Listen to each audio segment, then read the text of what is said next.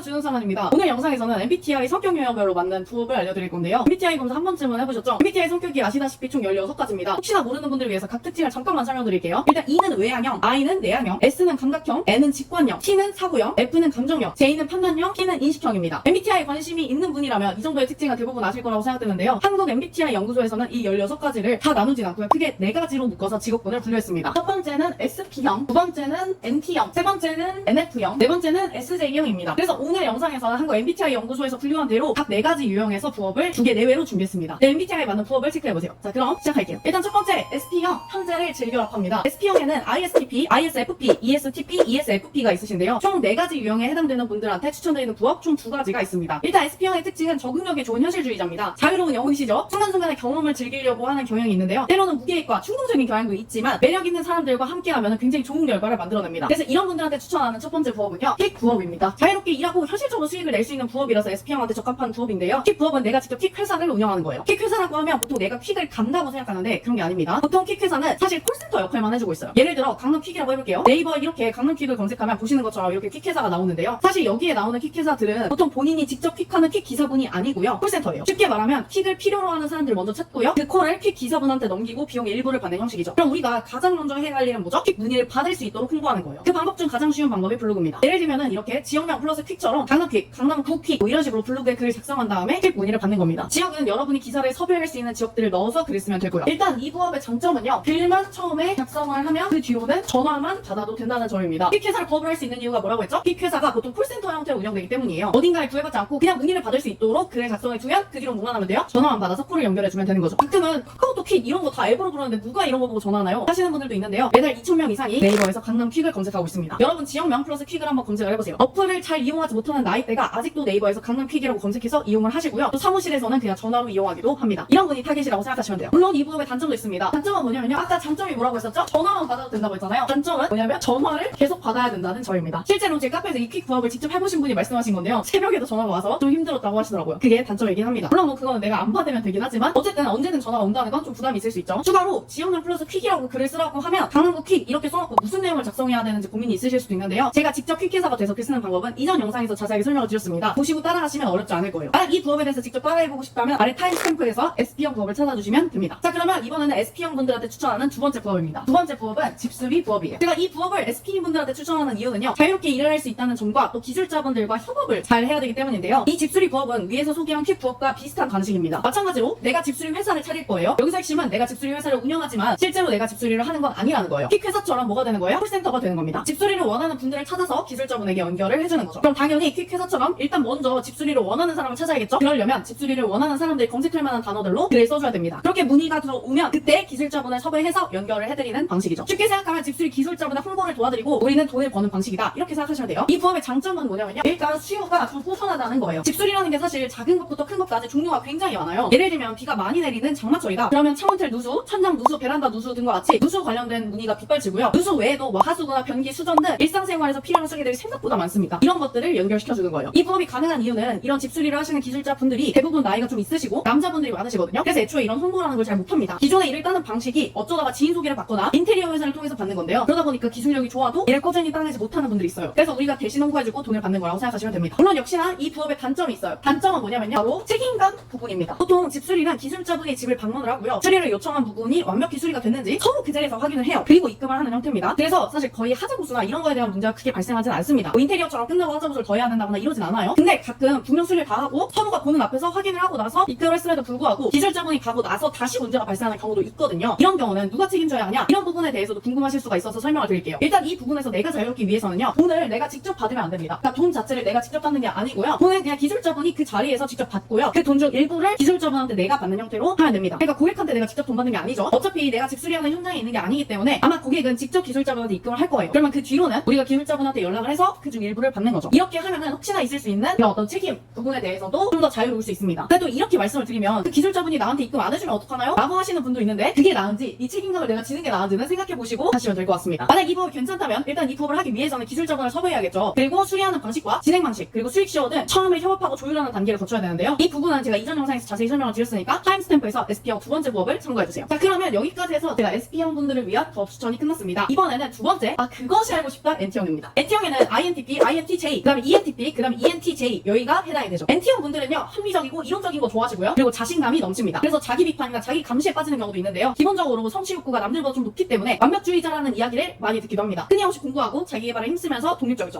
접니다. 그래서 NT형 분들에 대한 제가 한 걸 소개해드릴게요. 두 가지를 소개해드리겠습니다. 일단 첫 번째는요 지도 부업입니다. 지도 부업은 네이버 플레이스에 가게를 등록해주는 부업을 말하는데요. 예를 들면 네이버에 고깃집이라고 한번 검색을 해볼게요. 그럼 지금 보시는 고깃집 가게들이 나올 거예요. 이런 식으로 고깃집을 운영하는 사장님들 대신에 지도를 등록해주는 겁니다. 등록이라고 하면 단순히 지도에 등록해주는 걸 생각할 텐데요. 여기서 핵심은 문의가 올만하게 플레이스 지도를 바꿔주는 걸 말합니다. 다시 말하면 문의가 오기 위해서 땡땡 고깃집이라 검색을 했을 때 내가 홍보하는 가게가 맨 위에 보여야 되고요. 이렇게 맨 위에 보이게 하려면 가게 소식이나 사진, 내용을 주기적으로 업데이트를 해줘야 됩니다. 근데 그걸 사장님들이 가게 하면서 운영하기는 좀 어려우니까 그걸 대신 해주고 돈을 받는 겁니다. 여기서 핵심은 내가 관리하는 플레이스를 첫 번째 페이지로 올려주는 거죠. 그래야 문의가 많이 올 테니까요. 먼저 이 부업의 장점은요. 첫 번째 초기 시간을 들여서 등록을 해주면 그 뒤로 관리하는 시간은 적다는 점입니다. 아까도 말씀을 드렸지만 이 부업으로 돈을 받을 수 있는 이유는 이 지도를 통해서 매출을 올려줄 수 있기 때문인데요. 근데 매출을 올려주기 위해선 지도를 어떻게 해야 된다고 말씀드렸죠? 첫 번째 페이지에 내가 관리하는 가게가 보이도록 해야 됩니다. 첫 번째 페이지에 올리도록 하는 요인들은 여러 가지가 있는데 그중에 대표적으로 사진이나 플레이스 칸을 꼼꼼히 기입해주는 거 이런 것들이 있어요. 근데 대부분은 이런 식으로 정말 등록만 하는 걸 줬어요. 보시는 것처럼 대표 이미지도 간판 한 장 이런 것밖에 없고요. 메뉴도 고기 메뉴 하나만 넣어주셨고 정보는 없네요. 이 플레이스는 가장 맨 뒤에 위치하고 있었습니다. 아마 사람들은 맨 끝 페이지까지 보는 사람 없겠죠? 그러니까 보일 일이 없다는 겁니다. 매출은 당연히 안 오르고요. 바로 이런 세세한 부분들을 보완하고 등록해주는 겁니다. 아마 이걸 그냥 사진으로만 봤을 때는 별로 안 어렵네? 라고 생각하시겠지만 생각보다 그렇진 않습니다. 보통 첫 달에는 등록할 게 많아서 업체당 평균 5시간에서 10시간 정도 소요가 돼요. 물론 이걸 하루 안에 할 필요 없겠죠? 하지만 이 정도 시간을 투자를 해야 된다는 거죠. 대신에 이렇게 첫 달에 시급 투자를 하면 그 뒤로 매달 적은 시간으로도 관리가 된다는 겁니다. 실제로 이렇게 하고 있는 이분은 20대 후반 여자분이신데요. 현재 4개의 플레이스의 지도 부업을 관리하고 있고요. 수익으로 100만원씩 매달 100만원씩 벌고 있습니다. 이 부업의 단점도 있어요. 단점은 뭐죠? 단점은 이 사장님을 먼저 협업할 사장님을 구해야 된다는 점이에요. 지도 부업을 하기 위해서는 당연하지만 일단 나한테 이 지도 등록을 맡길 사장님을 구해야 되잖아요. 이걸 구하는 방법이 있는데 이건 타임스탬프에서 NT형 부업 첫 번째를 확인해보시면 확인하실 수가 있습니다. 따로 NT형, 저와 같은 NT형 분들한테 추천하는 두 번째 부업입니다. 두 번째 부업은 월 300 부업이에요. 저는 개인적으로 확장성 있는 부업을 선호하는 편이에요. 저와 같은 NT형 분들도 그러실 거라고 생각을 하는데요. 그래서 이런 분들한테는 세 가지 부업을 소개하겠습니다. 세 가지 부업은요. 일단 계단 청소 부업, 간판회사 부업, 그 다음에 마케팅 대행 부업이에요. 실제로 이 세 가지는요. 제가 다 해본 거예요. 제가 하는 과정과 자세한 내용 소개는 이미 이전 영상에서 했기 때문에 타임스탬프로 확인해주시면 될 것 같습니다. NT형은 여기까지 하고요. 세 번째 NF, 꿈은 이루어진다 형입니다. NF형에는 INFP, INFJ, ENFP, ENFJ가 해당되는데요. NF형은 이상가적인 기질을 가지고 계세요. 성장을 지향하고 잠재력을 개발시키려는 자아실현 욕구가 좀 강합니다. 또 무엇보다 남들과 다른 독특한 개성을 갖고 싶어 하기도 하는데요. 이런 분들은 확장성이 있지만 혼자 하기보다는 다른 사람과 관계를 맺으면서 하는 걸 좋아하시더라고요. 그래서 NF형 분들한테 추천하는 부업은 바로 과일가게 부업입니다. 갑자기 무슨 과일가게냐고 하실 텐데요. 온라인으로 과일을 파는 거예요. 과일을 미리 사놓을 필요는 없고요. 미리 농부분과 협의만 하시면 됩니다. 이렇게 협의를 해놓고 주문을 받으시면 되죠. 만약 주문이 들어오면 협의된 농부분한테 주문을 전달만 해주시면 됩니다. 그럼 농부분이 고객한테 직접 택배로 보내실 거예요. 우리가 이런 걸 과일 위탁 판매라고도 합니다. 이 부업의 장점은요. 일단 시즌별로 수입이 될 수 있다는 점이에요. 제철 과일이라는 게 있잖아요. 각 시기별로 제철 과일의 농부분과 협의를 해놓기만 하면 제철 과일을 판매할 수가 있는 겁니다. 고객들도 한 번 내 과일을 먹어보고 맛있으면 그 뒤로 제철 과일을 주기적으로 주문하기도 합니다. 그래서 고객층을 잘 만들어 놓으면 시즌별로 수입이 될 수 있죠. 물론 이 부업도 단점이 있습니다. 단점은 바로 과일이 있어야 돼요. 과일을 볼 줄 알아야 됩니다. 먼저 판매할 과일의 농부분과 협의를 해야 판매할 수 있다고 했잖아요. 실제로 이 협의 과정이 어렵진 않습니다. 다만 아까도 말씀드렸듯이 시즌별로 수입을 가져가기 위해서는 고객이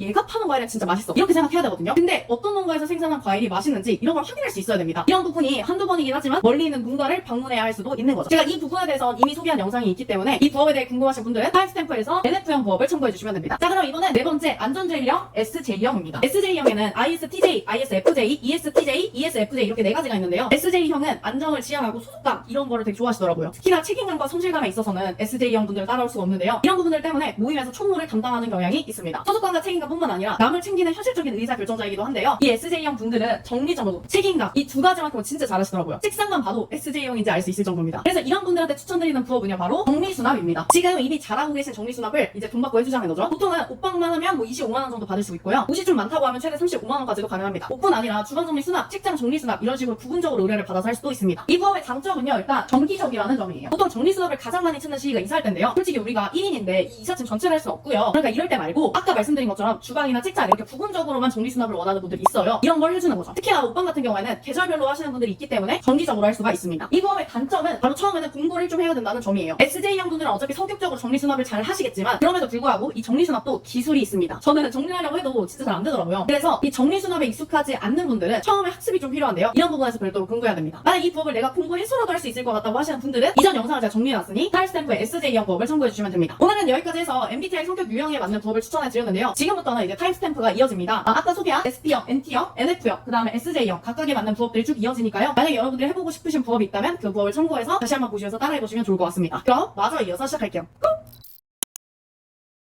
퀵을 원래는 카카오나 뭐 티맵에서 하기 전에는 요런 퀵 회사들이 있었거든요. 이런 데서 했습니다. 그러니까 그냥 우리도 이런 것처럼 하면 되는 거예요. 퀵 문의를 받는 방법에는 3가지가 있어요. 진짜 몸이 고생은 하지만 빨리 돈을 벌고 싶다 하는 분들을 위한 방법도 있고요. 그게 아니라 그냥 나는 집에서 해보면서 아니면 뭐 퇴근 후에 해보면서 돈을 벌어보겠다 하는 분을 위한 방법도 있습니다. 뭐부터 듣고 싶으세요? 집에서 하는 방법부터 듣고 싶으시다고요? 네, 그거부터 알려드릴게요. 집에서 하는 방법은 쉽습니다. 브랜드 블로그를 하면 됩니다. 아이씨 뭐야 블로거야? 하는데 블로거가 진짜 개 쉬워요. 그냥 제가 어떻게 해야 하는지 알려드릴게요. 블로그 명에 가셔가지고 기버퀵이라고 하시고요. 핸드폰을 쓰세요. 그리고 글을 쓸 건데요. 이거 글 쓰는 게 너무 쉽습니다. 제가 네이버에 양천구 퀵이라고 검색을 해봤거든요. 그러니까 보니까 이런 식으로 나오네요. 자, 이 사람들이랑 비슷하게 쓸 건데요. 대신 제목만 좀 바꾸세요. 제목에 양천구 오토바이 다마스 퀵, 이 페이지에 있는 어디를 전화하셔도 결국 저희한테 전화 옵니다. 이렇게 쓰시는 겁니다. 이런 식으로 서울시 구별로 뭐 동별로 인근 지역에 있는 모든 지역명만 바꾸고 다 이렇게 쓰시면 됩니다. 아니 이렇게 써도 문의가 온다고? 라고 하실 수 있는데요. 이건 제가 네이버 광고에 가서 검색해봤는데 양천구 퀵이라는 걸 검색하는 사람이 한 달에 70명이나 됩니다. 그런데도 안 된다고 하시는 건 아니시죠? 이것뿐만 아니라 보시면은 지역 진짜 많죠? 다들 꽤 검색량이 있습니다. 꼭 하세요. 이번엔 2번째 방법입니다. 이건 한 5만 원 정도 돈이 들어가는 일인데요. 그게 뭐냐면 사업자를 낼 거예요. 만약 사업자를 못 내시는 분들은 그냥 이거 스킵하셔도 되는데요. 사실 이거 하면 문의가 진짜 미친 듯이 오긴 하거든요. 이거 좀 알려줘도 되나 모르겠어. 자, 사업자를 낼 건데 어디에 낼 거냐면 소호사무실에 낼 겁니다. 소호사무실이라고 정말 회사 주소만 빌려주는 곳이에요. 근데 이 소호사무실에 그냥 집 근처에 있는 데를 연락하셔서 비상주 사무실이 얼마냐고 물어보세요. 그럼 대부분 한 달에 3만 원에서 4만 원 정도입니다. 그러니까 쉽게 말하면 한 달에 3만 원에서 4만 원 정도만 내면은 사업자 등록증에 필요한 주소지를 빌려주는 거예요. 물론 지역마다 소호사무실 금액이 좀 다르거든요. 그러니까 꼭 확인해 보시고요. 여튼 소호사무실과 계약을 하시고 홈택스에 가셔가지고 사업자 등록 신청을 하시면 됩니다. 너무 어렵다고요? 그냥 사업자 등록 신청하는 법 모르시면 제 카페에 있으니까 보시고요. 여기서 중요한 거는 사업자 등록을 하실 때 이름을 지역명을 꼭 쓰셔야 됩니다. 양천구, 강서구, 영등포구, 24시 다마스 퀵 뭐 이런 식으로 쓰는 거예요. 사업자 등록을 하고 나서는 이제는 네이버 지도 등록을 할 겁니다. 요걸 하기 위해서 사업자 등록 낸 거예요. 이렇게 네이버 스마트 플레이스에 들어가셔서 업체 신규 등록을 할 건데요. 이걸 등록해 놓으면 어떻게 되냐? 요 사진처럼 지도에 보여집니다. 여기에 보면 광고라고 되어 있는 게 2개 정도 있고 그 밑에가 있잖아요. 근데 광고라고 되어 있는 부분은 이 사람들이 돈을 내고 광고를 한 거고요. 없는 사람들은 그냥 뜹니다. 여튼 보시면 거의 뭐 광고하는 사람들이 없어가지고 대부분은 그냥 떠요. 근데 여튼 요렇게 올리려면은 사업자 등록증에 지역명이 있어야 여기에 지역명을 넣을 수 있으니까 사업자 등록을 하실 때 꼭 지역명을 넣으셔야 됩니다. 여기에 올라갔으면 네이버 플레이스 광고를 하시면 되는데요. 네이버 플레이스 광고는 어떻게 하냐? 이것까지 설명을 드리면 이 영상 거의 1시간짜리를 찍어야 되거든요. 그래서 이것도 제가 카페에 올려놓겠습니다. 이렇게 광고하면 아주 문의가 진짜 엄청 옵니다. 이거 보시는 분들 중에서 나중에 퀵서비스 회사 대박 나면은 꼭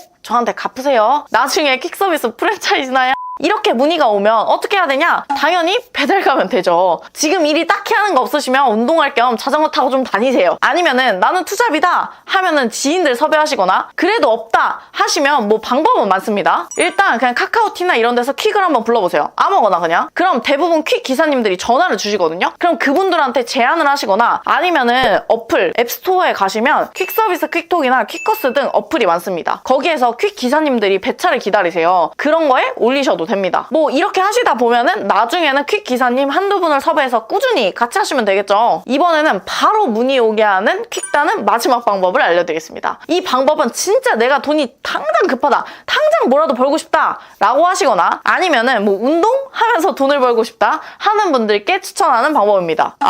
운동까지는 아닌가? 명함을 만들어서요 사무실에 뿌리세요. 단가를 좀 더 낮춰서 가산 디지털 단지나 을지로 이런 데 가면은 퀵 원하는 분들이 진짜 많거든요. 저만 하더라도 이번 일주일 동안 퀵을 한 4번 보냈습니다. 사무실 많은 곳에 가서 퀵 한다고 한 번이라도 말해놓으면은 그 담당자분들이 생각이 나거든요. 그렇기 때문에 그런 명함 하나만 주셔도 반드시 연락이 옵니다. 단가만 맞춰준다고 하면 웬만하면 연락을 하게 됩니다. 오늘은 퀵 회사를 차려봤는데요. 이건 진짜 지난 2개에 비해서 너무너무 쉬웠다. 그죠? 이렇게 쉬운 것도 안 하면 진짜 곤란해요. 돈 벌 게 얼마나 많은데 본다는데 못 본다는 게 말이 안 돼요. 제 거 지난 2개 버전 안 보신 분들은요, 제가 여기랑 여기에 올려놨으니까 얼른 정주행 하시고요. 영상 다 보자마자 바로 지금 바로 컴퓨터 켜세요. 알겠죠? 지금요. 그럼 내일 버전 4번째가 나갑니다. 이번에는 진짜 어느 누구 하나 누구 맡기고 막 이런 거 하는 거 없이 그냥 나 혼자서 알아서 할 수 있는 그런 버전으로 준비했거든요. 이거 진짜 대박인데 만약에 댓글이나 좋아요 별로 없으면 그냥 안 올릴 첫 번째, 집수리를 하고 싶은 사람을 대상으로 문의가 오도록 홍보를 합니다. 홍보하는 방법은 이거 다 알려드리고 그 다음 제가 다시 말씀드릴게요. 두 번째는 집수리를 하고 싶은 사람의 문의가 오면 정리해놓은 각 내용에 맞는 질문 리스트를 물어봅니다. 세 번째, 고객한테 내용을 받았잖아요. 그럼 그 내용을 받아서 인기통이라는 카페에 가서 내용을 올립니다. 인기통이라는 카페에 가면은 일을 원하는 이 집수리 할 줄 아는 각종 모든 기술자분들이 다 일을 찾고 싶어서 올리거든요. 여러분이 아마 글을 올리면 최소 5분 이상은 연락이 올 겁니다. 그 중에서 통화를 해보시고 괜찮은 분들께 맡기시면 되고요. 일하다 보면은 잘하시는 분 계시면 그분과 계속 협약해서 같이 하시면 됩니다. 근데 연락을 많이 받다 보면 평균 가격이 있고 그것보다 싼 분들이 있고 막 비싼 분들이 있거든요. 근데 여러분들이 문의를 계속 받다 보면은 변기 교체는 얼마, 뭐 형광등은 얼마 이런 게 나오겠지만 처음에는 잘 모르잖아요. 그럼 그런 분들을 위해서는 이 인기통이라는 카페 가면 기술자 직거래 가격이라고 어느 정도 안내되어 있습니다. 여기 보시면 이 기술자들의 직거래를 했을 때 가격이 어느 정도 나와 있거든요. 그렇기 때문에 무조건 싸다고 좋은 건 아니에요. 왜냐면 싸면은 이제 기술이 좀 안 좋으실 수도 있고 그러면 막상 고객한테 갔을 때 제대로 처리를 못 하실 수도 있잖아요. 꼭 싸다고 좋은 건 아니니까 직거래 가격 확인하시고 진행하시면 됩니다. 네 번째, 고객에게는 금액을 안내할 때 이제 기술자 직거래 가격에서 2, 3만 원 정도 붙인 가격으로 안내하시면 됩니다. 다섯 번째, 고객이 만약 하겠다고 한다. 그러면 위치, 방문 시간, 날짜 그 외에 필요한 정보를 확인한 다음에 기술자분께 그 내용을 전달해 주시면 되겠죠? 그럼 여기서 필요한 정보를 확인을 어떻게 하냐라고 또 물어보실까봐 인기통에 내용을 한번 올려보시면 기술자분이 연락이 엄청 오는데요. 그분들이 여러분들께 물어보는 공통적인 질문들이 있습니다. 그걸 적어서 똑같이 고객한테 물어보시면 됩니다. 쉽죠? 저희 엄마는 아무래도 살림을 하다 보니까 이런 거를 좀 여러 번 해보셔서 그런지 이미 대충은 아시더라고요. 뭘 물어봐야 되는지. 모르시는 분들은 그냥 기술자분께 물어보면 그냥 다 알려주시거든요. 편하게 물어보시면 됩니다. 저는 이제 뭐 부동산 투자도 해보고 서울시에서 5개 지점 부동산도 했었잖아요. 그러다 보니까 집수리를 진짜 많이 해봤거든요. 근데 여기서 기술자분과 만나서 하다 보면은 잘하시는 기술자분들이 꼭 있거든요. 그럼 이제 그 기술자분과 계속 나중에는 뭐 인기통 이런 데 안 올리고 그냥 그분하고만 하게 됩니다. 그 다음에 6번째, 기술자분이 가기로 한 날에 이제 확정이 되면은 같이 방문하거나 혹은 기술자분만 방문하게 하시면 되는데요. 같이 방문을 하시면 옆에 하시는 걸 볼 수도 있고 또 응대 방식이라던가 아니면 견적내는 것 등을 좀 도와주시면 되고요. 아니면 기술자분만 가라고 하셔도 돼요. 아무래도 기술자분만 갔을 때는 손님이 기술자분께 바로 연락처를 물어보거나 그러면은 다음에 다시 또 이용을 안 할 수도 있으니까 이건 기술자분과 같이 미리 협의를 하셔야겠죠. 아니면 같이 가시면 되는데 무엇보다 초반에는 이제 우리가 사진이 많이 필요하거든요. 왜냐면 홍보를 해야 되니까. 그래서 이제 같이 가시는 게 좋기는 합니다. 이걸 많이 하다 보면 집수리 단가나 질문 리스트가 어느 정도 다 정리가 되실 거예요. 그럼 그때부터 하나하나 넓히시면 돼요. 뭐 도배도 하고 페인트도 하고 뭐 등등 하다 보면은 인테리어 회사로까지 확장하실 수 있습니다. 자, 이제 돈을 어떻게 벌어야 하는지 순서가 정리되셨죠? 그럼 이제 우리는 본 업무인 홍보를 할 겁니다. 집수리를 홍보하는 방법은 2가지거든요. 첫 번째, 숨고에 올릴 겁니다. 아씨, 또 뻔한 소리네 라고 생각하실 수도 있는데 숨고에는 일단 올려놓는 거예요. 숨고에서 문의를 받다 보면 뭐가 좋냐면 사람들이 어떻게 문의를 하는지 뭘 가장 원하는지 이런 수요 파악이 되거든요. 그리고 무엇보다 다른 전문가들이 올려놓은 걸 보면 어떻게 홍보해야 될지가 보입니다.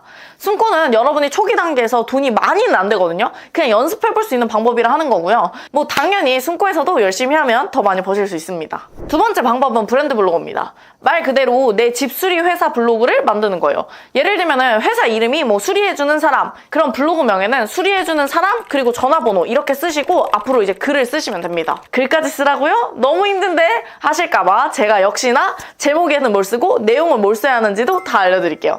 자, 제목에는 맨 처음에는 지역 플러스 조명, 아니면은 지역 플러스 뭐 변기, 아니면은 지역 플러스 형광등 이런 식으로 쓰시고 뒤에는 뭐라고 하냐면 하루 안에 견적 수리 가능한 곳 이렇게 쓰세요. 글 처음에는 내가 가능한 지역과 전화번호를 바로 씁니다. 왜냐면 이걸 검색한 사람들 같은 경우는 바로 연락하고 싶어 하지 이 밑에 글을 보고 싶어 하지 않거든요. 그러니까 그냥 일단은 가능한 지역과 전화번호를 쓰시면 되고요.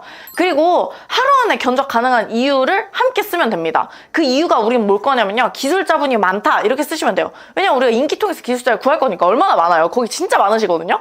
그러면서 뭐 예를 들면 조명이라고 썼으면 조명 수리 사진에 비포 애프터, 아니면은 뭐 변기를 썼다 그럼 변기 수리 사진에 비포 애프터를 올려놓으시면 됩니다. 이렇게 말씀을 드리면 또 이런 사진은 어떻게 구하냐 이렇게 여쭤보실까봐 말씀을 드리자면, 여러분이 미리 인기통해서 기술자분을 일부 몇 명은 협약을 해놓으세요. 그럼 이렇게 협약된 기술자분들에게 시공했던 사진을 달라고 하시면 거의 대부분은 있습니다. 제가 실제로 해봤을 때도 사진 없던 분들이 거의 없었거든요. 그러니까 사진을 달라고 하시면 됩니다. 그리고 글에는 아예 차라리 뭐 A 기술자 수리사진 비포 애프터, B 기술자 수리사진 비포 애프터 이런 식으로 해놓는 거죠. 만약 고객이 그중 선택하면은 그분께 연락드리고 연결해 주시면 되고요. 만약 혹시나 그분이 바빠서 안 된다 그러면 이제 다른 분 괜찮냐고 물어보고 하시면 되겠죠? 지금까지 어떻게 홍보해서 문의를 받아서 어떻게 돈을 벌 수 있는지까지 다 알려드렸는데요. 이게 된다고 생각하실 수도 있는데 제가 서울시 5개 지점 부동산 하면서 이렇게 벌었다니까요. 여러분이 혹시나 못 믿으실까봐 제가 실제 그 카페에 문의했던 글도 첨부합니다. 해당 글은 제 연락처가 있어가지고 혹시 찾아보실까봐 현재는 삭제된 상태고요. 이래도 저를 못 믿으실까봐 제가 그 카페에 방문했던 횟수가 적힌 캡처본도 이렇게 올려드립니다. 그러니까 여러분 그냥 해보세요. 일단 자, 지금부턴 여러분 네이버 지도 등록을 어떻게 하는지 하나부터 10까지 모조리 알려드리도록 하겠습니다. 지금 네이버 지도 등록을 처음 보시는 분들 같은 경우에는 아마 헷갈리실 수도 있는데요. 그런 분들 같은 경우는 처음 보실 때는 그냥 후루룩 쭉 끝까지 한번 보시고 이후 두 번째 보시면서 차근차근 하나씩 따라해 보시는 것을 추천드립니다. 제가 필요한 준비물도 뭐가 있는지 중간중간 계속 알려드릴 테니까요. 천천히 한번 따라해 보세요. 먼저 네이버에서 스마트 플레이스라고 검색해 주세요. 네이버 스마트 플레이스에 들어가신 후 여기 신규 업체 등록을 눌러주시면 됩니다. 이걸 누르시게 되면 업종을 알려주세요 라고 나오는데요. 업종에서는 지금 우리가 네이버 지도 등록을 도와줄 사장님의 사업자 등록증이 필요합니다. 그럼 먼저 사업자 등록증을 받아놔야겠죠. 첫 번째 준비물은 사업자 등록증입니다. 그러면 사업자 등록증에 기재된 종목에서 여기 예시처럼 종목에 한식이라고 돼 있으면 여기 한식이라고 써주시면 됩니다. 저는 한번 마케팅 대행으로 업종을 등록해 보겠습니다. 검색하게 되면 광고 대행이라고 나오는데요. 이걸 선택해 주시면 됩니다. 만약 여러분이 맡으신 업종이 음식점이라면 여기에 음식점이라고 검색을 해주시면 됩니다. 그럼 이제 한식, 야식, 뭐 중식 뭐 이렇게 종류별로 많이 나오는데요. 여기서 선택해 주시면 됩니다. 그럼 마케팅으로 한번 해볼게요. 사업자 등록증을 미리 준비해 주세요. 서류가 없을 경우 등록이 제한될 수 있다는 메시지가 나오는데요. 그래서 아까 제가 사업자 등록증을 미리 준비해 달라고 말씀드린 겁니다. 준비가 되신 분들 같은 경우는 여기 위에 사업자 등록증으로 확인, 여기에 사업자 등록증을 업로드 해주시면 되고요. 사업자 등록증이 없으신 분들 같은 경우는 여기 밑에 방법으로 해주시면 됩니다. 근데 사업자 등록증을 받아서 하시는 게 훨씬 간편하고 빠른 방법입니다. 사업자 등록증을 인식 중입니다 라는 메시지가 나오면 잠시 기다려 주시면 됩니다. 자, 사업자 등록이 이렇게 끝나게 되면 여기 밑에 전화번호를 입력하는 칸이 나오는데요. 여기 전화번호를 입력해 주시면 됩니다. 이때 전화번호는 우리가 지도 등록을 해주는 사장님의 전화번호를 입력해 주시면 됩니다. 자, 그럼 전화번호 인증까지 마치셨으면 저처럼 기본 정보 입력란이 나올 텐데요. 앞으로 기본 정보, 부가 정보, 가격 정보, 휴무일 운영 시간 이 4가지를 상세하게 기입해 주시면 네이버 지도 등록이 끝나는 겁니다. 여러분 생각보다 간단하죠? 그럼 지금부터 기본 정보부터 하나씩 알려드리도록 하겠습니다. 여기 업체명에는 사업자 등록증에 인식된 업체명이 자동으로 들어가게 되고요. 밑에 영문 업체명 같은 경우는 선택사항이기 때문에 따로 기재하지 않아 주셔도 됩니다. 그 다음 업체 사진을 추가해 주세요. 여기에서는 업체 사진을 추가해 주시면 되는데요. 여기에 등록하는 사진이 저희가 네이버 지도에 맛집이라고 검색했을 때 제일 먼저 나오는 사진이 됩니다. 그러니까 이 사진을 제대로 추가해 주시는 게 좋겠죠? 여기 사진을 등록하실 때는 최대한 잘 나온 사진을 여기 등록을 해주셔야 됩니다. 가게 매장의 전면 사진도 괜찮고 사장님의 얼굴 사진도 괜찮고 음식점이라면 음식 사진도 괜찮고 미용실이라면 머리 시스루 사진을 업로드 해주시면 됩니다. 그 다음 밑에 상세 설명을 입력해주세요가 있는데요. 여기에는 이제 우리 업체에 대해서, 그러니까 저희로 치면 저희가 지도 등록을 해드리는 사장님의 업체에 대해서 소개를 하면 되겠죠. 만약에 음식점이라면 12년 경력의 한식 전문가가 운영하는 백반집입니다. 음식 요식업 관련 자격증으로는 한식 자격증, 양식 자격증, 중식 자격증 모두 다 가지고 있고요. 유명한 프랜차이즈 업체에서 점장으로 5년간 일한 경력이 있습니다. 이제 음식을 만들 때 제 가족을 먹인다는 생각으로 정성껏 만들고 있습니다 라는 사장님의 경력과 사장님을 어필할 수 있는 장점, 그리고 내가 이 일을 어떤 생각, 어떤 가치관으로 하고 있는지를 적어주시면 됩니다. 그래서 이 부분을 적을 때는 혼자서 생각해서 적으시는 것보다 저희가 맞는 사장님께 여쭤보고 대화를 많이 나누면서 이 사장님이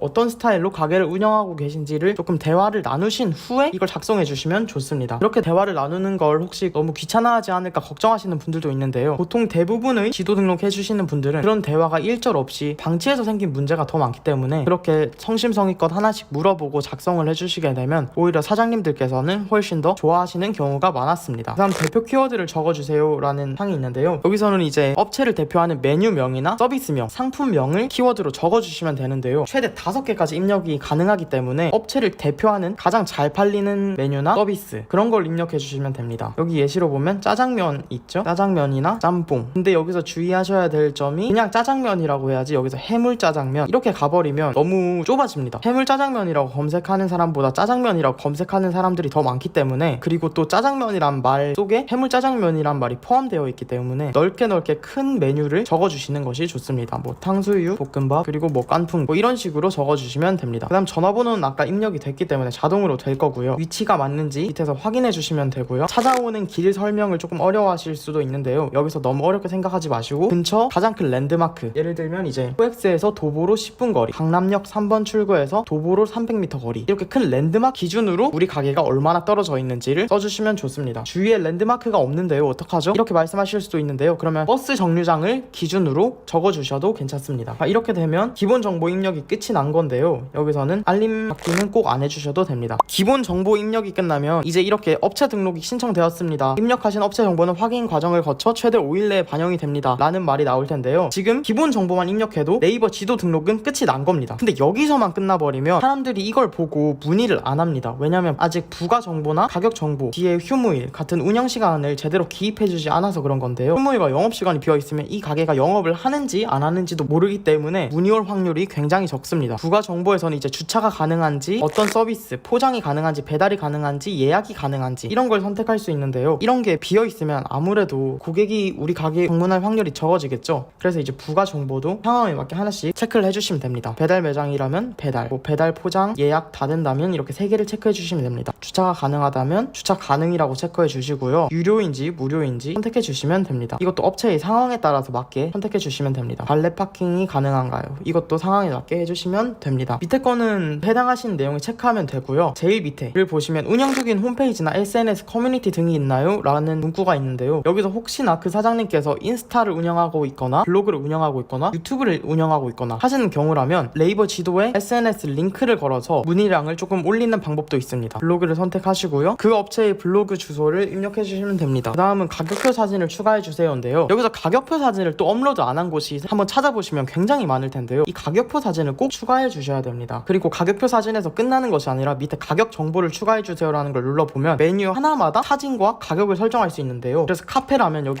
아메리카노 사진을 하나 등록해놓고 아메리카노의 가격을 입력해놓고, 그 다음 또 카푸치노의 가격을 적어놓고 사진도 같이 등록해주고, 이런 식으로 메뉴별로 하나하나씩 다 등록을 해주셔야 됩니다. 그래서 이 플레이스 작업이 생각보다 귀찮은 겁니다. 그리고 한번 등록하면 새로 메뉴가 업데이트 돼도 사진과 가격을 계속 업데이트 해주기가 여간 귀찮은 일이 아니기 때문에 저희가 이런 일들을 대신해주고 돈을 받을 수가 있는 겁니다. 그러면 메뉴 사진 같은 경우에는 가서 찍어야 되나요? 이렇게 여쭤보실 수도 있는데요. 가서 찍기보다는 그 사장님들께 메뉴 사진 한 번만 찍어서 전달 부탁드립니다 라고 카톡을 보내고 카톡으로 사진을 받아서 여기 등록을 하시는 방법이 제일 간단한 방법입니다. 이렇게 해야지만 직장인 분들도 퇴근하고 이 플레이스 등록이 가능하기 때문에 그런 방법을 추천드립니다. 그 다음 마지막으로 휴무일 운영 시간인데요. 휴무일 운영 시간 같은 경우에는 가게 사정에 맞게 등록을 해주시면 됩니다. 자, 그럼 지금까지 네이버 지도 등록 방법에 대해서 알려드렸는데요. 한번 해보면 이게 생각보다 그렇게 어려운 일이 아니기 때문에 꼭 이 부업을 위해서만 아니더라도 주변에 자영업을 하는 지인이나 부모님들이 계시다면 한번 이 방법대로 등록을 한번 꼭 해주시는 것을 추천드립니다.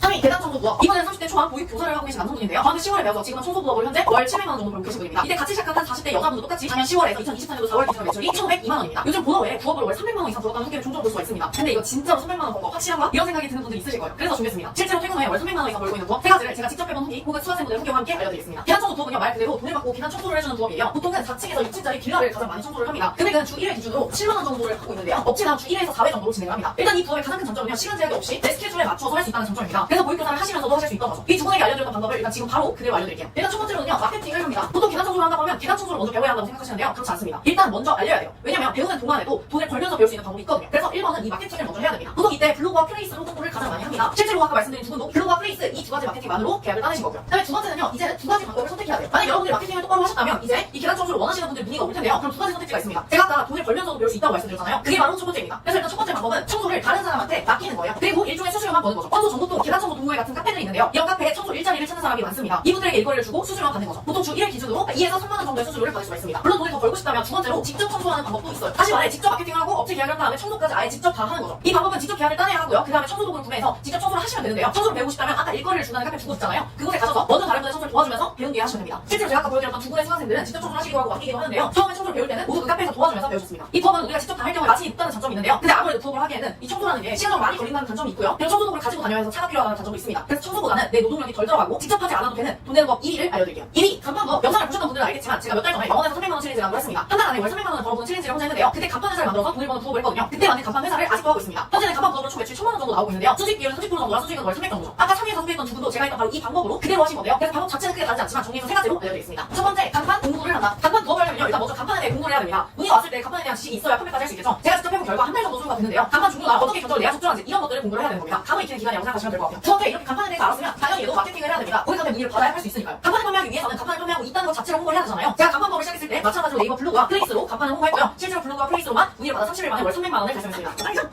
그 다음에 세 번째, 견적을 내고 실제로 판매를 해야 됩니다. 간판은 미리 견적을 줘야 돼요. 견적은 직접 고객과 미팅을 한 후 유선이나 혹은 직접 대면에서 안내를 드리고 있는데요. 실제 설치한 곳에 사진을 받거나 찍으러 가서 치수를 재놔야 견적을 낼 수가 있기 때문에 보통 방문 견적을 합니다. 근데 고객과 만나서 원하는 간판 디자인을 보고 대략적인 견적을 내죠. 고객이 만약 하겠다고 하면 보통 견적 금액의 50%를 계약금으로 받습니다. 선금을 받으면 먼저 디자인 시안을 해주셔야 되는데요. 가능하다면 이 시안을 직접 만드셔주고 못 만든다면 디자인 외출을 맡기시면 됩니다. 이렇게 미리 받은 50% 있잖아요. 이 금액으로 만든 시안을 바탕으로 간판 공장에다가 이 간판을 실제 의뢰를 해야 됩니다. 제작을 해야겠죠. 그렇게 공장에서 간판이 제작이 완료가 되면요. 그때 이 완료되는 시점에 맞춰서 설치 기사님을 섭외를 해야 됩니다. 왜냐면 우리가 간판을 설치까지 할 수가 없잖아요. 그래서 이 설치 기사님을 섭외해서 약속한 날짜에 고객한테 설치해주면 끝이죠. 이렇게 끝이 나면 마지막 잔금 50%를 받고 마무리가 됩니다. 실제로 마진율은 전체 받은 금액의 2에서 30% 정도라고 생각하시면 돼요. 이 간판법은 청소법과는 다르게 내가 모든 일을 직접 하지 않아도 되고요. 간판을 설치하기까지 이 과정 있잖아요. 이 과정에서 원하는 소통만 해주시면 됩니다. 그리고 당연히 시간적으로 자유로움이 있기 때문에 굉장히 장점이 있죠. 하지만 시간적인 단점이 하나 있는데요. 그게 바로 뭐냐면 고객 광고사라는 국가 자격증이 필요합니다. 자격증을 취득하는 데는 사람마다 다르지만 평균 3개월 정도 소요된다고 알려져 있죠. 근데 사실 계단 청소나 간판이나 들어보시면 아시겠지만 배우는 것 자체가 오래 걸리진 않습니다. 배우는 것보다 사실 더 중요한 건요. 어떻게 펼지 이 첫 번째 단계인 마케팅 부분인데요. 그래서 아까 언급한 두 분과 저 모두 계단 청소와 간판을 먼저 배운 게 아니라 바로 이것부터 배웠습니다. 그 부업이 바로 뭐냐? 1위 부업이죠. 1위 마케팅 부업. 마케팅 부업은요. 아까 계단 청소와 간판 부업에서 처음에 블로그와 플레이스로 마케팅을 했다고 했잖아요. 그래서 블로그나 플레이스 이거를 대신 관리해주고 돈을 받는 부업입니다. 마케팅 부업, 마케팅 대행 부업 이렇게 여러 가지로 불리는데요. 앞에서 소개한 3위, 2위 부업도 사실 이 마케팅부터 시작을 해주셔야 한다고 말씀을 드렸어요. 그러니까 계단 청소나 간판을 배우는 게 오래 걸린다기보다는 뭐가 오래 걸린다고요? 이 마케팅을 배우고 이걸 먼저 하는 게 조금 더 중요한 거죠. 실제로 아까 말씀드린 두 분도 당연히 마케팅을 할 줄 알았기 때문에 이걸 시작할 수 있었던 거고요. 그래서 보통은 마케팅 부업을 가장 먼저 하시는데요. 이 방법을 쉽게 3단계로 알려드릴게요. 일단 첫 번째, 마케팅 공부. 마케팅의 종류는 여러 가지가 있는데요. 먼저 블로그와 플레이스를 먼저 공부를 해주셔야 됩니다. 이 공부 방법은 아래 고정 댓글 PDF 웹에 올려놨으니까 확인해 주시고요. 두 번째는 내 것 혹은 남의 것을 선택하시면 됩니다. 이게 무슨 말이냐면요. 만약 마케팅 공부를 하셨다면 이제 내 것을 할지 남의 것을 할지 둘 중 하나를 선택하시면 돼요. 첫 번째 내 것부터 봐볼게요. 앞에 말한 제가 청소나 간판 부업 같은 경우는요. 내 것을 하는 겁니다. 그냥 내가 직접 내가 하고 싶은 간판에서나 청소 회사를 만들어서 내가 직접 하는 거죠. 직접 마케팅도 하고 직접 간판도 설치해주고 혹은 직접 계단 청소까지 모두가 하는 겁니다. 돈이 많이 걸리지만 대신 어떻죠? 많이 힘들 수 있습니다. 그런 분들은 두 번째 남의 것을 하는 방법도 있다는 거예요. 아까 제가 마케팅 부업 혹은 마케팅 대행 부업이라고 한다고 했는데요. 내 걸 마케팅해서 내 걸 직접 하는 게 아니고요. 남의 걸 마케팅을 대신해주는 겁니다. 다른 사장님을 대신해서 마케팅만 해주고 돈을 받는 개념인 거죠. 계단 청소나 간판 이런 거 다 복잡하고 나는 그냥 마케팅만 딱 도와주고 나서 돈을 벌고 싶다. 이런 분들한테 맞는 부업이죠. 그러니까 계단 청소나 간판 이런 거 다 복잡하고 나는 마케팅만 도와주고 돈을 벌래 하거나 혹은 이런 걸 하시는 분들 중에서도 이걸 먼저 하고 이렇게 넘어오시는 게 훨씬 더 안정적입니다. 왜냐면 이 부업은 일단 남의 것을 마케팅 대행을 해주기로 약속을 하면 먼저 돈을 받고 시작하는 거라서 시간 낭비가 없거든요. 예를 들어볼게요. 간판 가게 사장님이 있습니다. 그러면 우리는 돈을 받고 간판 가게를 운영하는 사장님 대신 글을 써주는 거예요. 사장님이 간판 가게 운영하면서 글을 쓰는 게 쉽지 않거든요. 그래서 우리는 그런 사장님 대신에 글을 써주는 거죠. 이때 체험단 블로그처럼 뭐 땡땡 후기, 간판 후기 뭐 이런 식으로 써주는 게 아니고요. 우리가 직접 간판 사장님 입장이 돼서 사장님 블로그에 글을 써주는 거예요. 이 글의 목적은 이 간판 가게가 문의가 많이 올 수 있도록 간판 설치가 잘 될 수 있도록 하는 거고요. 문의가 많이 오면 올수록 우리에게 계속 글을 써달라고 맡기겠죠? 그럼 당연히 우리도 돈을 많이 버는 겁니다. 보통 초보자 기준으로는 월 업체 하나당 30에서 50만 원 정도를 받을 수가 있고요. 9개월 정도 이상 공부한 분들 기준으로 월 300 정도를 벌고 있습니다. 이거는 9개월 이상. 네, 오늘 여기까지 해서 월 300 이상 벌 수 있는 법 3가지에 대해서 알아봤는데요. 오늘 영상 시청해주셔서 감사하고요. 여러분들이 만약 이 3가지 법에 관심이 있다면 일단 첫 번째 이 마케팅 공부에 대해서 하셔야 되니까 그 부분은 고정 댓글에서 알려드릴 수 있도록 하겠습니다. 그럼 다음 영상에서 봬요. 안녕.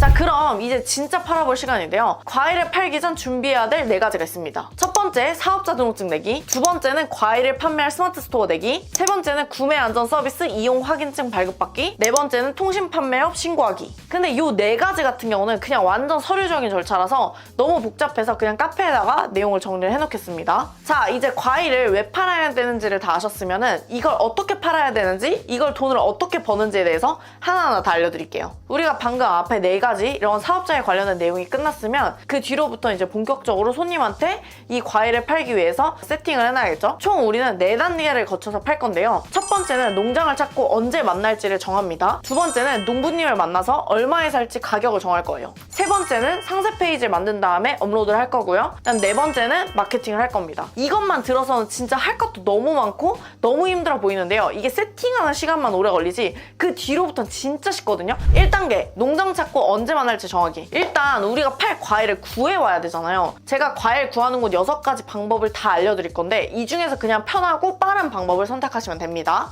근데 이렇게 말씀드리면 분명히 아니 무슨 과일을 팔아야 되지? 하시는 분이 있으실 거예요. 과일에도 제철 리스트가 있어요. 이거는 검색해보셔도 나오고 일단 카페에도 같이 정리를 해두겠습니다. 자, 그러면은 우리가 이제 농부분들을 찾으러 가볼 건데요. 6가지 방법 중에 첫 번째 방법은 농락 카페라는 데를 가볼 겁니다. 이 농락 카페가 뭐냐면 네이버 카페인데요. 우리나라 농수산물 파는 분들이 다 모여있는 카페예요. 아마 과일 판매하시는 분이라면 다 아실 텐데요. 농락 카페가 가장 편한 이유는 일단 농부들이 다 모여있고요. 그리고 무엇보다 여기에 올라와 있는 농장들은 다 택배가 가능한 곳이라서 위탁이 다 모두 가능합니다. 그리고 후기를 미리 볼 수 있으니까 여기가 진짜 맛있는지 맛없는지를 미리 알 수 있겠죠? 일단 농락 카페에 가입을 해주시고요. 검색창에 판매하고 싶은 과일을 검색하면 끝입니다. 저는 사과를 좋아하니까 그냥 사과라고 한번 검색을 해볼게요. 사과라고 검색을 하니까 이렇게 사과를 파는 농장들이 엄청 많이 나오는데요. 여기서 아무 글이나 클릭하는 게 아니고 작성자 아이디에 D코드라는 게 들어가 있는 농장에만 전화를 해야 됩니다. 왜냐면 이 D코드는 통신 판매업을 이미 신고한 농부님인데요. 이렇게 돼야지만 이 농부님 전용으로 택배 거래가 가능하기 때문입니다. 이렇게 농부분들이 올리신 글을 보고 내가 이거 진짜 팔아봐야겠다 하는 글들을 누르면 농부님 번호가 다 적혀 있는데요. 이 번호로 전화를 걸면 끝입니다. 아주 간단하죠? 여기서 근데 아니 이거 다른 유튜버들이 농락 카페에서 전화 걸어도 소싱 안 된대. 혹시나 들어보셨던 분이 있을 수 있을 것 같아서 제가 말씀을 드리자면은 농부님들이 듣지도 않고 전화를 끊어버린다. 뭐 아니면은 하는 사람이 너무 많아서 이제 협의를 안 해준다. 이렇게 얘기하시는 분들이 종종 있는데요. 당연히 그냥 전화를 거니까 안 되는 거예요. 그러니까 이것도 좀 센스 있게 검색을 하셔야 되는데요. 카페에 검색을 했을 때 최근 게시된 글 순서대로 보거든요. 근데 이러면 안 돼요. 이렇게 최근에 글 올린 분들한테 전화를 걸면 당연히 소싱이 쉽지가 않죠. 왜냐면은 이미 전화 건 사람이 많았을 거 아니에요. 그래서 제가 좀 더 간단한 팁을 드리자면 전화를 돌리는 시점 기준으로 아직 수확 전인 농장에다 연락을 해야 됩니다. 예를 들면 지금 제가 촬영일 기준 3월인데 앞으로 판매하게 될 4월, 5월 제철 과일이 딸기가 있거든요. 그러면 당연히 최근 글을 올린 농부가 아니라 앞으로 재배할 과일들 있죠. 여기에 글을 올린 농부님 글이나 판매글 자체를 2, 3개월 전에 올리신 농부분들 있잖아요. 그분들한테 컨택하는 게 좋습니다. 또 여기서 주의할 게 농장 번호로 문자를 보내면 농부님들이 당연히 안 받아요. 제가 지인분 중에서 샤인머스켓 그 농장 하시는 분이 있어가지고 물어봤더니 진짜 1년 내내 너무 바빠요. 그렇기 때문에 이게 진짜 문자 보거나 이런 거 거의 못 봐요. 절대 답장 안 온다고 생각하시고 문자하지 마시고 전화를 하셔야 됩니다. 근데 만약에 진짜 뭐라고 전화해야 할지 모르겠어요 하시는 분들이 계실까봐 제가 멘트도 알려드리자면은 근데 여기서 다 다루면 이것도 진짜 너무 많이 찍어야 되거든요. 이게 어쩔 수 없이 이것도 카페에다가 좀 더 정리를 해놓겠습니다. 두 번째, 카카오톡 오픈 채팅방. 나는 직장인이고 주말에 일도 해야 돼서 뭐 농장 방문 막 이런 것도 못해. 이러는 분들은 어떻게 하냐면 그 방법이 바로 카카오톡 오픈 채팅방입니다. 카카오톡 오픈 채팅 검색에다가 과일 위탁 아니면 땡땡 농원 아니면 과일 위탁 공급 이런 식으로 검색을 해보면요. 위탁 공급 오픈 채팅방이 진짜 쫘르륵 나오거든요. 그냥 여기에다 연락하셔도 됩니다. 애초에 이런 분들 같은 경우는 이미 내가 위탁 공급을 하고 싶다고 말을 한 거니까 당연히 협의가 쉽겠죠. 여기서 전화 없이 공급하기 위해서는 이 농부분한테 사업자 등록증 그리고 어떤 과일을 어떻게 판매하고 싶은지를 정리해서 좀 보내셔야 돼요. 이렇게 보내면 농부분들이 농장 사진, 포장 사진, 과일 당도 체크하는 사진, 그 다음에 과일 따는 사진 뭐 이런 것들을 다 그냥 뭐 보고 지나치지 마시고요. 이걸 다 모아서 나중에 상세 페이지로 만들어야 됩니다. 그러니까 모아 놓으셔야 돼요. 이러면 직접 방문하지 않고도 상세 페이지도 쓸 사진도 있고 굳이 힘들게 뭐 가격 협상 이런 거 안 해도 되겠죠? 근데 물론 이렇게 하게 되면 좀 더 비싸게 받으실 순 있습니다. 세 번째는 이제 과일 박스입니다. 우리 마트에 가면은 흔하게 보이는 과일 코너 같은 게 있을 거예요. 이 과일 박스 같은 데 보시면은 생산자 정보하고 연락처가 다 써져 있습니다. 한 번도 보신 적 없죠? 우리는 요 연락처에 전화를 해서 소싱을 하면 됩니다. 아주 간단하죠? 네 번째는 네이버 지도 검색해보는 건데요. 네이버 지도에서 땡땡 농원 아니면 땡땡 농장 이런 식으로 검색해보면 됩니다. 그럼 요런 데를 눌러보면 농부분들의 연락처가 보이는 것도 있고요. 아니면 가격표가 있어가지고 전화하기 전에 대략적인 가격도 알 수가 있습니다. 다섯 번째는 이제 블로그에다가 검색을 해보는 거예요. 블로그에 과일을 판매하시거나 아니면 농사 일지 같은 걸 작성하는 분들이 있거든요. 우리는 이런 분들하고 협의를 할 거예요. 아까 지도에 치듯이 과일 이름 플러스 농장 아니면 과일 이름 플러스 수확 이런 식으로 치시면 되고요. 이거는 아까 농락 카페와는 반대로 최신에 올리신 분들 위주로 연락하시는 게 좋습니다. 이렇게 검색을 한 후에 네이버 블로그에 들어가 보시면 다 농부분의 전화번호가 다 있거든요. 그래서 이 번호로 전화를 걸어주시면 됩니다. 마지막으로 여섯 번째 인스타그램인데요. 이 방법은 진짜 너무 편한 방법인데 인스타그램 검색을 해보시면 돼요. 인스타그램 해시태그에다 검색을 해볼 건데요. 네이버랑 똑같이 땡땡 농장, 뭐 땡땡 수확, 땡땡 시작 뭐 이런 식으로 검색을 해보시면 됩니다. 자, 그럼 여기까지 과일을 누구한테 사와야 되는지에 대해서 알아봤는데요. 다음은 2단계입니다. 내가 팔 과일을 정한 다음에 농장을 정했으면은 이제 농부분과 가격 협상을 해야 됩니다. 만나서 하는 건 아주 간단한데요. 가격은 얼마에 팔 수 있고 그다음 배송비는 얼마인지, 당일 배송이 가능한지, 그다음 친환경인지, 뭐 유기농인지 이런 거를 확인해 보셔야 됩니다. 가격은 보통 시세 가격의 한 20% 정도는 싸게 받아와야 되고요. 진짜 최소 못해도 15% 정도는 싸게 가져와야 그나마 남습니다. 그리고 보통 좀 좋다 그러면 최대 마진은 30% 정도입니다. 가격도 가격이지만 제일 중요한 건 사실 직접 먹어보는 건데요. 아무리 싸도 맛없으면 끝장입니다. 근데 이렇게 농부분하고 미팅을 하실 때 중요한 게 너무 많이 가는 걸 추천하진 않아요. 왜냐면 대부분 농장에서 미팅을 하는데 문제는 농장 위치가 다 모여있는 게 아니라 그냥 다 떨어져 있잖아요. 그래서 한 번 미팅을 갈 때마다 드는 돈이나 시간이나 뭐 체력 이런 게 너무 많이 되니까 처음부터 너무 힘쓰지 마시고요. 위치가 너무 멀면 과일 가격이나 농장 거리는 얼마나 가까운지, 뭐 당일 배송이 가능한지, 당도는 몇 도인지 이런 걸 미리 물어보시고 갈 곳을 정하시는 게 좋습니다. 그리고 여기서 진짜 초꿀팁이 하나 있는데요. 이제 과일 위탁 시작하는 사람들이 솔직히 좀 많아져서 농부분들이 꼭 나한테 팔 이유 자체가 없어요. 이럴 때는 그냥 막 가서 쭈뼛쭈뼛 이렇게 하지 마시고 명함을 좀 가져가세요. 여러분이 반대로 생각해보면 여러분들이 만약에 농부분이에요. 그러면 당연히 명함이 있는 사람과 없는 사람이 좀 다르겠죠. 물론 가서 막 명함을 주고 나서도 어버버거리면 바로 빠이! 그냥 가서 당당하게 뭐 땡땡 과일을 운영하고 있는 뭐 김아무개입니다. 뭐 이렇게라도 자신있게 명함을 주시고 가격 협상하시면 되고요. 이런 진짜 조그만한 차이가 솔직히 맞기냐 안 맞기냐를 되게 크게 결정을 하거든요. 물론 요즘에는 이제 농부분들 중에서 저희같이 위탁 판매자가 돈을 많이 번다는 걸 알고 이제는 그냥 직접 스마트 스토어에 뭐 올려가지고 파시는 분들도 있어요. 아니면 직접 팔기도 하지만 위탁 판매도 한다는 분도 계시거든요. 근데 솔직히 농부분이 직접 팔던 안 팔던 그건 별로 중요하진 않습니다. 왜냐면 과일은 애초에 브랜드가 있는 것도 아니고 한 번 먹어봤을 때 달기만 하면 되거든요. 그래서 진짜 과일이 좋다 그러면은 그분이 그냥 직접 팔더라도 거기에서 그냥 마진을 붙여서 올리시면 됩니다. 왜냐면 이게 어차피 내가 어떻게 홍보하느냐에 따라 달려있거든요. 다음으로 3단계입니다. 상세 페이지를 작성해서 업로드하는 건데요. 우리가 스마트 스토어에 올렸으면 그 밑에 이 과일이 얼마나 맛있고 신선한지에 대해서 사이트에 설명을 해야 되는데요. 이걸 우리는 상세 페이지라고 합니다. 과일 상세 페이지에는 사진을 가능한 한 많이 올려주는 게 좋은데요. 직접 농장에 방문을 하거나 아니면 방문하지 않더라도 농부분들한테 과일 수확하는 사진, 농장 풍경 뭐 이런 거를 다 받아두셨으면 이 사진도 다 올리시면 됩니다. 물론 뭐 농장 방문 안 하신 분들은 과일을 싸게 하나 사셔도 되고요. 그리고 집에 와서 이제 과일 사진을 좀 예쁘게 찍으시면 됩니다. 사실 처음부터 너무 무리하지 마세요. 쿠팡에 가면 촬영용 배경지라고 막 이런 거를 팔거든요. 근데 이런 거 위에 찍으면 진짜 감쪽 같아요. 다 알려드렸는데 이래도 못하면 진짜 그건 자 그럼 하이라이트 네 번째 홍보하기입니다. 이게 진짜 솔직히 진짜 개 사기급 스킬이라 가지고 마지막에 넣은 거거든요. 자, 그러니까 만약에 지금 이 영상을 여기까지 보신 분이라면 여러분은 진짜 이 방법으로 돈 벌 수 있어요. 유튜버분들 중에서 이런 과일 위탁 판매에 대해서 얘기하는 사람 중에 대부분 말하는 게 뭐냐면 이거를 키워드를 좀 잡아가지고 올리면은 어차피 아무것도 안 해도 팔린다 이러는데 그게 쉽지가 않습니다. 왜냐면 지금 경쟁이 너무 치열해졌거든요 이제. 그리고 무엇보다 이 스마트 스토어에도 등급이라는 게 있는데 이게 높은 분들은 지금 그냥 올려도 네이버가 알아서 과일 찾는 사람한테 보여주니까 팔리는데요. 우리는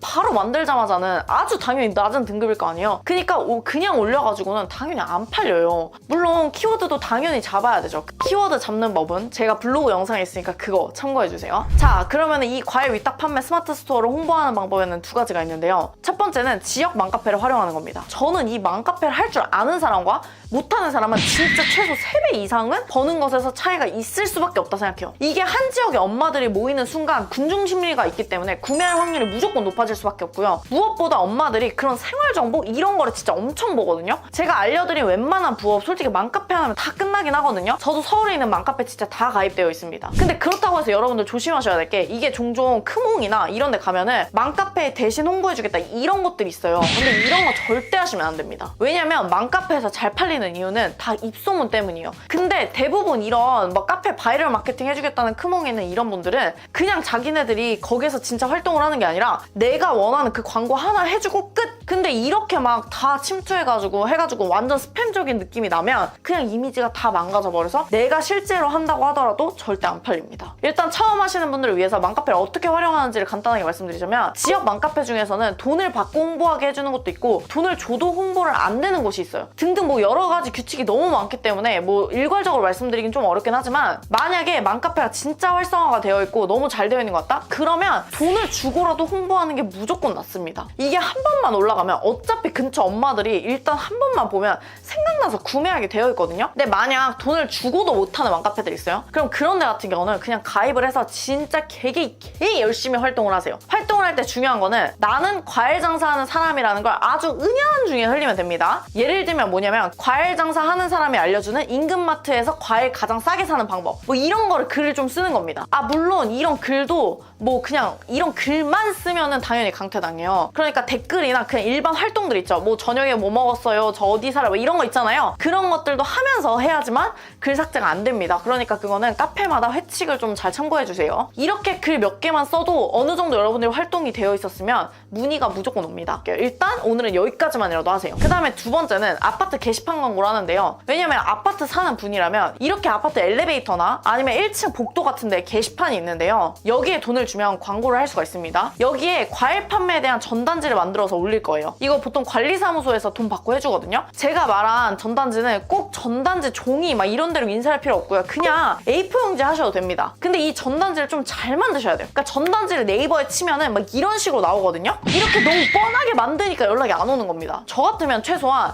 뭐 이런 식으로 직접 수확하는 분들의 사진 이런 거 받아가지고 이런 거 올린다거나 아니면 스마트 스토어에 있는 후기 같은 거 있죠. 이런 거를 캡처해서 올린다거나 뭐 아니면 최소한 인근 아파트 주민이 산지 직송해서 파는 천혜향 010 어쩌고 이렇게라도 해놓을 것 같거든요. 그러니까 최소한 이런 생각을 좀 하고 전단지를 만들어서 올려야 팔린다는 겁니다. 이렇게 안 했기 때문에 안 팔린 거예요. 자, 오늘은 좀 영상이 길어졌는데요. 하루에 1시간이면 할 수 있는 과일 위탁 판매에 대해서 알아봤습니다. 뭐 과일 위탁이 뭐 이미 레드오션이니 하시는데 사실은 아직도 블루오션이에요. 왜냐?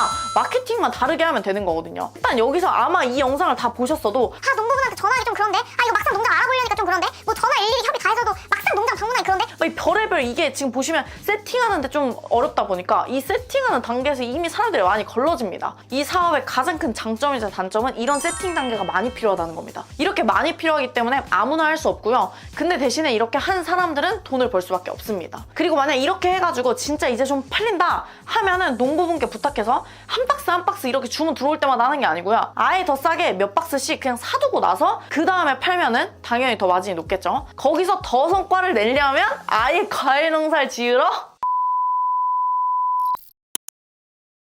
자, 정리수납회사가 뭔지 알았으면 돈을 어떻게 벌 수 있는지 순서대로 알려드리겠습니다. 이걸 이해하고 홍보하는 법과 돈을 얼마 정도 벌 수 있는지까지도 알려드릴게요. 첫 번째, 정리수납에 대해서 공부한다. 내가 정리수납에 진짜 엄청 자신 있다. 그래도 공부를 하긴 해야 돼요. 제가 보니까 정리수납이 나름 되게 약간 전문 기술적인 분야거든요. 그리고 내 집을 정리하는 거랑 남의 집을 정리해주는 건 또 다른 문제거든요. 그래서 좀 한다 하는 분들도 이건 공부를 해야 됩니다. 그럼 어떻게 공부하냐? 정리수납에 대해서 공부하는 방법은 두 가지가 있는데요. 일단 정리수납 전문 자격증을 따는 방법이 있고요. 아니면 관련 그냥 책을 보는 방법도 있습니다. 꼭 자격증을 따야 하나요? 아니요. 솔직히 뭐 안 따도 돼요. 자격증을 따라는 건 그냥 나중에 내가 이 자격증이 있으면 홍보할 때 좀 있어 보이잖아요. 그러니까 도움되니까 말씀드린 거고요. 없어도 됩니다. 무엇보다 정리수납이라는 게 약간 센스의 영역이거든요. 그래서 저처럼 살림에 아예 센스가 없는 분들은 갑자기 정리수납을 연습한다는 게 쉽지가 않거든요. 어릴 때 벼락치기 해봐서 아시잖아요. 벼락치기 할 때는 그냥 암기가 짱입니다. 나는 센스가 없다 하는 분들은 그냥 정리수납을 벼락치기로 막 자격증 따면서 암기하고 센스를 공부를 하는 거죠. 이거 진짜 광고 아니고 진짜로 제가 그냥 알아봤는데 정리수납 전문가 과정이라는 게 있길래 그냥 알려드리는 거예요. 만약 이거저거 찾아보고 공부하기 힘들다 하는 분들은 그냥 과정 순서대로 들으시고 공부하시면 됩니다. 자격증 말고 공부하는 방법으로는 그냥 이 두 권의 책이 좋더라고요. 정리를 못하는 사람들을 위한 정리책하고 우리 집 수납 정리의 기술 이 책입니다. 이 두 권만 읽어도 정리 못하는 사람도 기본적으로 기본적으로 이렇게 해야 되는구나 감은 잡을 수 있어요.